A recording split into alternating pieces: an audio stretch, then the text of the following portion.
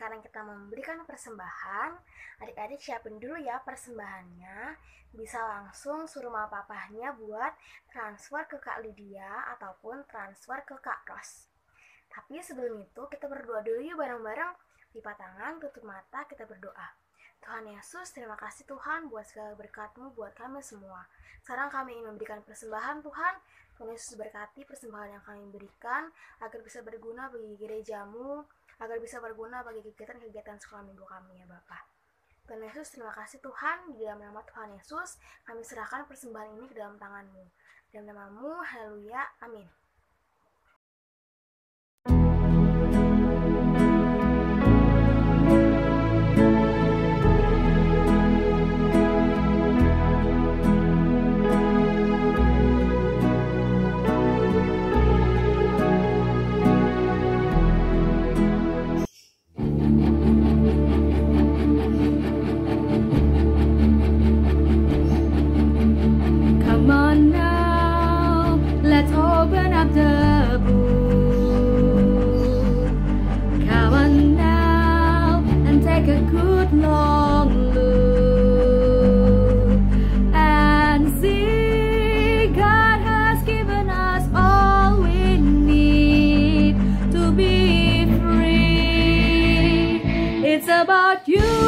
It's about me, it's about the truth that set us free. It's about L-O-V-E, love from the Father up above. It's about hope, it's about life, it's about the love of Jesus Christ. It's about everlasting, never failing love. Come on now, let's open up the book. Come on now and take a good long look and see God has given us all we need to be free. It's about you, it's about me, it's about the truth that set us free. It's about L-O-V-E, love from the Father up above. It's about hope, it's about life, it's about the love of Jesus Christ.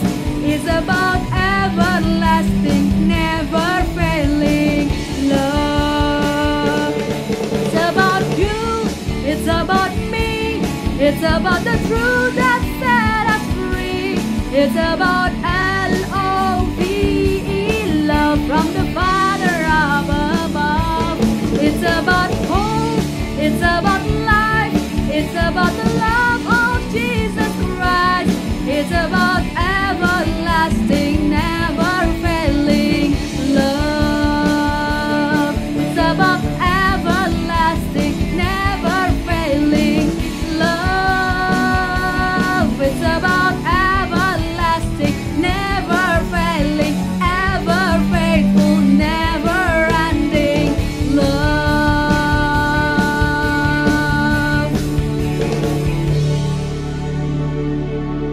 Halo adik-adik, kita akan dengarkan firman Tuhan ya. Udah siap dengarkan firman Tuhan? Udah dong. Untuk itu, kita akan nonton video dulu ya.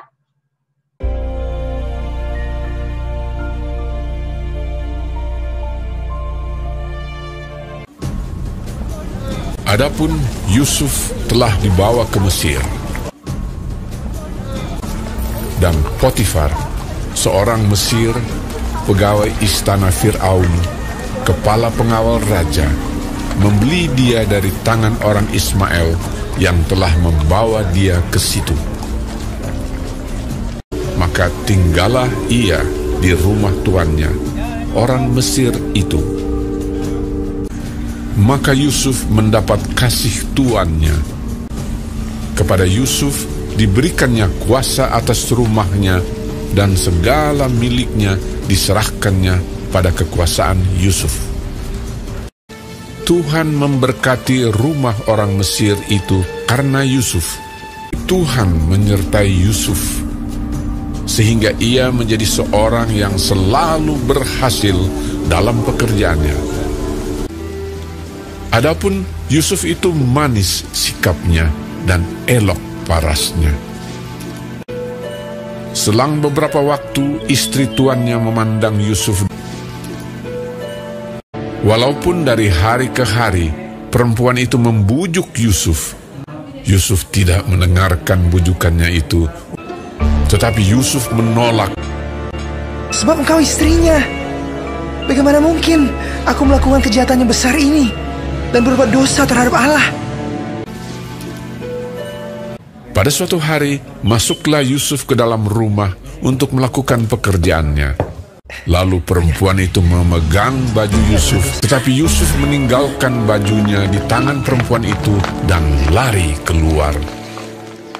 Ketika dilihat perempuan itu bahwa Yusuf meninggalkan bajunya dalam tangannya dan telah lari keluar, perkataan itu jugalah yang diceritakan perempuan itu kepada Potifar. Begitulah aku diperlakukan oleh hambamu itu. Baru saja didengar oleh tuannya perkataan yang diceritakan istrinya kepadanya, maka bangkitlah amarahnya. Lalu Yusuf ditangkap oleh tuannya dan dimasukkan ke dalam penjara, tempat tahanan-tahanan raja dikurung. Demikianlah Yusuf dipenjarakan di sana. Tetapi Tuhan menyertai Yusuf dan melimpahkan kasih setianya kepadanya, dan membuat Yusuf kesayangan bagi kepala penjara itu. Sebab itu kepala penjara mempercayakan semua tahanan dalam penjara itu kepada Yusuf, dan segala pekerjaan yang harus dilakukan di situ dialah yang mengurusnya. Karena Tuhan menyertai dia, dan apa yang dikerjakannya dibuat Tuhan berhasil. Bagaimana? Tadi sudah nonton video? Udah. Cerita videonya itu tentang apa tadi? Tentang apa? Tentang... Oke, biar nggak penasaran, kakak akan jelaskan ya. Adik-adik dengarkan. Oke? Namun sebelum itu, kita berdoa dulu. Lipat tangan, tutup mata. Tuhan Yesus, kami akan dengarkan firman Tuhan. Berkati kami, agar kami menjadi anak-anak yang takut akan Tuhan dan dengar-dengaran akan firman-Mu. Terima kasih Tuhan, dalam nama Yesus kami berdoa. Amin. Nah, adik-adik, kita langsung aja ya. Kita akan membuka cerita kita hari ini. Disiapkan Alkitabnya yang bisa membaca Alkitab, dan adik-adik yang masih belum bisa membaca, dengarkan kakak ya, kakak akan jelaskan. Karena adik-adik masih cari tahu tentang apa cerita kita hari ini, kakak akan jelaskan langsung. Oke, adik-adik, hari ini kita akan belajar tentang satu tokoh utama, yaitu yaitu Yusuf di rumah Potifar. Siapa sih Yusuf itu? Nanti kakak akan jelaskan ya. Nah, di cerita kita hari ini kita akan belajar tentang 3 tokoh, yang itu Potifar, istri Potifar, dan Yusuf. Tapi hari ini kita akan belajar tentang kisah tokoh Yusuf. Siapakah Yusuf itu? Yusuf itu adalah anaknya Bapak Yakub. Anaknya Bapak Yakub. Kenal nggak siapa itu Bapak Yakub? Nanti dibaca ya Alkitabnya. Nah, Yusuf itu adik-adik, dia ada 12 saudara. Dia anak bungsu dari 12 saudara. Adik-adik, tahu nggak? Dia itu dijual sama saudara-saudaranya. Tapi ada kabar baik. Dia itu dijual nanti di rumah Potifar. Potifar itu adalah raja di sebuah kerajaan. Nah, ketika Yusuf udah di rumah Potifar, Yusuf itu baik sekali. Dia rajin, dia tidak melawan. Dia terus melakukan pekerjaan dengan baik, dengan jujur, dan setia. Untuk itu, Potifar sangat menyukai dia dan sangat menyayangi Yusuf. Untuk itu, dia mempercayakan kepada Yusuf seluruh isinya Firaun, seluruh isi rumahnya Firaun, dan dia mempercayakan kepada Yusuf untuk mengatur segala sesuatunya. Wah, adik-adik luar biasa ya. Nah, ada cerita lagi adik-adik setelah itu. Udah lama Yusuf tinggal di rumah Potifar, tapi suatu saat istri Potifar ini mengajak Yusuf untuk melakukan dosa. Dosanya apa? Yaitu tidur berdua. Padahal itu tidak boleh ya. Mereka bukan suami istri, bukan. Dan Yusuf tahu itu tidak boleh. Itu dilarang sama Tuhan. Tapi istri Potifar ini terus aja mengajak Yusuf untuk melakukan dosa. Karena dia sangat tertarik dengan Yusuf. Yusuf itu ganteng, ya, ganteng. Seperti adik-adik yang cowok, gantengnya ya, kira-kira seperti begitu. Nah, untuk pertama kalinya Yusuf menolak dan melarikan diri. Dan kemudian istri Potifar ini tidak pernah berhenti mengajak Yusuf untuk berbuat jahat. Tapi Yusuf tetap menolak. Adik-adik luar biasa ya. Padahal sebenarnya itu permintaan istrinya raja. Tapi Yusuf tetap setia pada kebenaran. Dia bilang tidak. Dia menolak dan akan berusaha lari di hadapan istri Potifar, dan sehingga Potifar ini mengambil jubahnya Yusuf, Ya, adik-adik tahu nggak apa yang terjadi setelah itu? Ternyata Potifar itu nanti menuduh Yusuf kepada Potifar. Tahu nggak apa yang terjadi? Nah, istri Potifar itu marah dan memfitnah. Memfitnah itu misalnya menuduh, marah dulu, dan menuduh Yusuf bahwa Yusuf telah berbuat jahat kepadanya. Padahal itu bohong kan adik-adik. Yusuf bahkan menolak berkali-kali, tapi istrinya ini terus mengajak dia, dan caranya yang terakhir ada untuk menuduh Yusuf adalah dengan mengambil jubahnya Yusuf. Kemudian dia melapor kepada suaminya, dia memberitahukan, katanya Yusuf sudah berbuat dosa terhadap dia, padahal itu bohong. Nah, ada apa yang terjadi? Yang terjadi adalah Raja Potifar marah dan memasukkan Yusuf di dalam penjara. Wah, sedih sekali ya. Adik-adik sedih enggak? Padahal dia tidak melakukan dosa loh adik-adik. Dia itu hanya dituduh sama istri Potifar. Tapi Potifar juga mempercayai istrinya. Dia tidak mencari saksi dulu dan tidak berusaha mencari tahu siapa yang salah. Karena raja percaya sama istrinya, jadi Yusuf di penjara. Nah, adik-adik, apakah kisahnya berhenti di sini? Tidak dong. Selanjutnya, meskipun dia di dalam penjara, ya ini dalam penjara tapi dia tetap percaya dan taat kepada Tuhan. Nah, adik-adik tahu nggak kenapa dia begitu taat kepada Tuhan dan percaya kepada Tuhan? Nah, karena dia percaya Tuhan akan melindungi dia. Dalam penjara pun dia tetap percaya kepada Tuhan. Dalam keadaan apapun dia tetap setia kepada Tuhan. Dia tetap berbuat baik kepada orang-orang di situ. Dan akan terjadi lagi hal yang luar biasa, yaitu dia lagi disenangi. Orang-orang penjara itu sangat senang dengan Yusuf.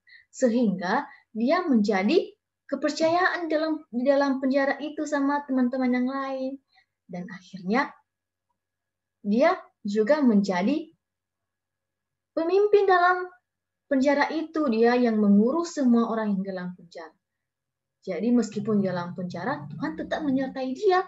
Karena dia tetap setia dan taat kepada Tuhan. Nah, jadi gimana? Mau seperti Yusuf? Mau dong, kakak juga mau. Yuk kita belajar ya dari Yusuf, dia tetap setia, taat, dan senantiasa percaya kepada Tuhan. Nah, adik-adik, apa sih pelajarannya buat kita anak sekolah minggu tentang kisah Yusuf? Yaitu kita takut akan Tuhan, yaitu setia pada firman Tuhan. Setiap minggu kita dengarkan firman Tuhan, setiap hari kita dengarkan firman Tuhan, dan setiap hari juga banyak sekali kita dengarkan firman Tuhan, baik itu dari Papa Mama, dari Bapak Pendeta, dari Ibu Pendeta, dan dari kakak-kakak setiap minggu. Jadi apapun itu kita akan dengarkan dan kita akan melakukannya. Saya percaya adik-adik bisa melakukannya. Kemudian, yang kedua adalah berani menolak tidak melakukan dosa. Adik-adik pernah nggak diajak teman untuk berubah dosa? Misalnya, untuk berzina. Berzina itu apa sih, Kak? Kemarin itu loh, kita kan kemarin belajar 10 hukum ya. Yang 10 hukum itu. Jangan berzina, tidak boleh berzina itu adalah nomor ke-7. Isinya apa sih? Isinya apa? Yaitu tidak boleh berzina. Karena itu dilarang Tuhan. Berzina itu adalah apabila ada satu perempuan dan satu laki-laki yang sudah besar tidur bersama. Padahal mereka bukan suami istri. Itu tidak boleh. Ya, itu dilarang Tuhan, tidak boleh. Kemudian adalah tidak boleh berbohong. Adik-adik tidak boleh berbohong. Kita harus jujur, gitu. Kita harus mengatakan yang sebenarnya. Seperti tadi istri Potifar itu tidak bagus. Dia berbohong kepada suaminya Potifar. Dia bilang Yusuf sudah melakukan dosa padahal belum. Bahkan dia yang mengajak gitu loh. Jadi adik-adik jangan ya, nggak bagus gitu. Tuhan juga larang, nggak boleh berbohong. Dan itu tidak sesuai dengan firman Tuhan. Kemudian tidak boleh menuduh teman. Kita tidak boleh menuduh teman. Dia. Itu tidak boleh. Karena lebih baik kita harus mengakui kesalahan kita. Kalau kita yang salah, kita mengaku, saya salah, dan segera minta maaf. Itu yang baiknya. Itu tandanya anak-anak Tuhan. Nah, itu teman-teman, itu adik-adik.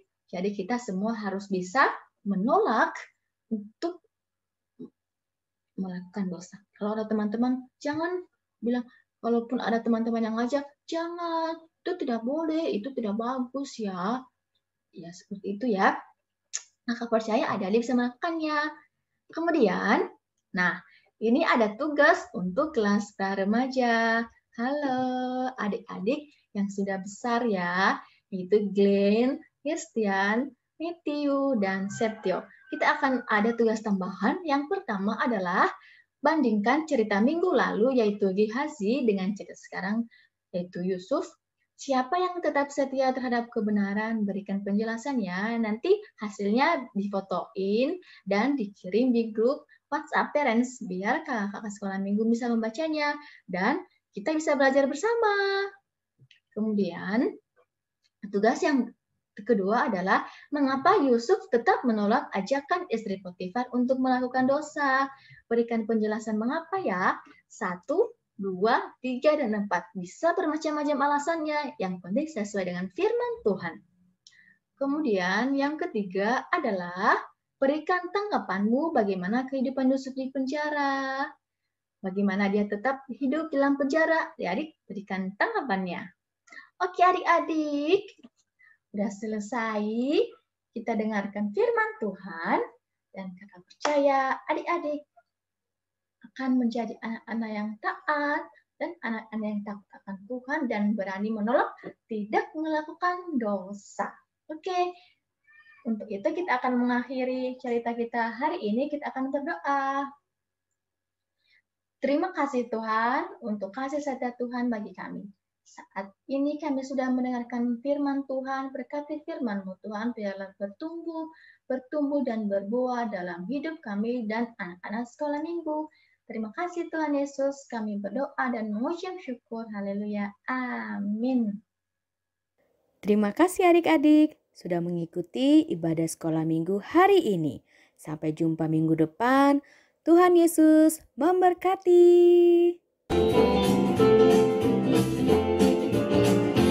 I've got peace like a river. I've got peace like a river. I've got peace like a river in my soul. I've got peace like a river. I've got peace like a river. I've got peace like a river in my soul. I've got love like an ocean. I've got love like an ocean. I've got love like an ocean in my soul. I've got love like an ocean. I've got love like an ocean. I've got love like an ocean in my soul. I've got joy like a fountain. I've got joy like a fountain. I've got joy like a fountain in my soul. I've got joy like a fountain. I've got joy like a fountain. I've got joy like a fountain in my soul. Selamat pagi anak-anak sekolah minggu. Kita udah dengar cerita, mari kita berdoa. Terpujilah Tuhan Yesus Kristus yang baik buat anak-anak sekolah minggu. Kami sudah belajar firman Tuhan dan kami terus belajar untuk hidup jujur, tidak egois, saling menyayangi, tidak berlaku curang. Tuhan ajari kami supaya kami tetap taat kepada Tuhan, taat kepada orang tua, rajin membantu orang tua, rajin belajar, rajin berdoa, rajin sekolah minggu, rajin baca Alkitab. Terima kasih Tuhan Yesus, berkati kami anak-anak setiap hari, berkati juga orang tua dan guru sekolah minggu. Dalam nama Yesus yang sudah mengajar kami anak-anak berdoa. Bapa kami yang di sorga, dikuduskanlah namamu, datanglah kerajaanmu, jadilah kehendak-mu di bumi seperti di sorga. Berikanlah kami pada hari ini makanan kami yang secukupnya, dan ampunilah kami akan segala kesalahan kami, seperti kami juga mengampuni orang yang bersalah kepada kami. Dan janganlah membawa kami ke dalam pencobaan, tetapi lepaskanlah kami daripada yang jahat, karena Engkaulah yang mempunyai kerajaan, dan kuasa, dan kemuliaan sampai selama-lamanya. Amin. Terimalah berkat Tuhan. Damai sejahtera Allah yang melampaui segala akal akan memelihara anak-anak sekolah minggu, pikiran, hatinya, dan hidupnya setiap hari dalam Kristus Yesus, dari saat ini sampai selama-lamanya. Haleluya! Semua yang percaya katakan amin. Selamat hari Minggu. Shalom.